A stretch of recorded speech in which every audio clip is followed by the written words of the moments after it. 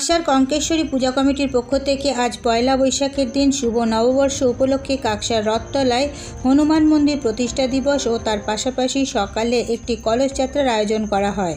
কাকসার রথতলার কঙ্কেশ্বরী দুর্গা মন্দির প্রাঙ্গণ থেকে এদিন কলস যাত্রা বের হয়। এই কলস যাত্রা কাকসার মনসাতলা, রথতলা, হাটতলা ঘুরে আবার মন্দির প্রাঙ্গণে এসে শেষ হয়। কলস যাত্রায় মহিলাদের অংশগ্রহণ ছিল চোখে পড়ার মতো। এবছর হনুমান মন্দির প্রতিষ্ঠা দিবস তৃতীয় বর্ষে পা দিল। জানা গেছে সকাল থেকে সন্ধ্যা পর্যন্ত পূজা পাঠ ও মহাযজ্ঞ অনুষ্ঠান চলবে। স্থানীয় বাসিন্দারা জানিয়েছেন, কঙ্কেশ্বরী পূজা কমিটি প্রতি বছর মহা ধুমধাম করে নববর্ষের দিনে দুর্গা মন্দিরে এবং শিব মন্দিরে পুজোর আয়োজন করা হয়। দীর্ঘদিন ধরেই এলাকার মানুষ বজরংবলীর পুজো করার জন্য 1-1.5 কিলোমিটার দূরে গিয়ে পানাগড় বাজারে পুজো করতে যেত।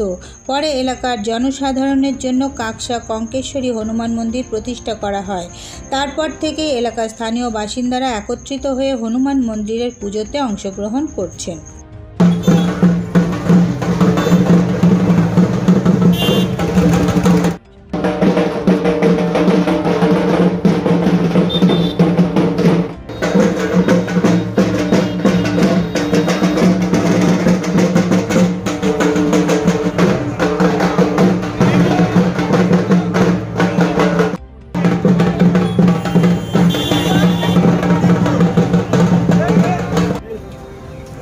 কাকসা কঙ্কেশ্বরী হনুমান মন্দিরে আজ বাৎসরিক পুজো তৃতীয় বর্ষে পা দিল।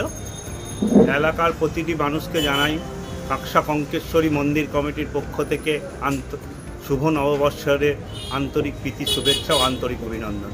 আমাদের এইমাত্র একটি কলস যাত্রা শেষ হলো, এরপর পুজো পাঠ হবে, সন্ধ্যায় মহাযজ্ঞ হবে, তারপর আরতি, তারপর ভোগ প্রসাদ বিতরণ।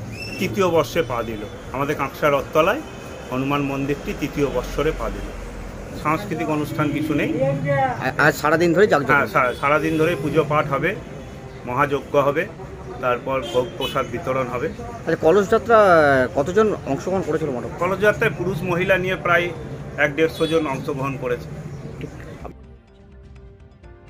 এরপর নজর রাখুন আমাদের পরবর্তী খবরে।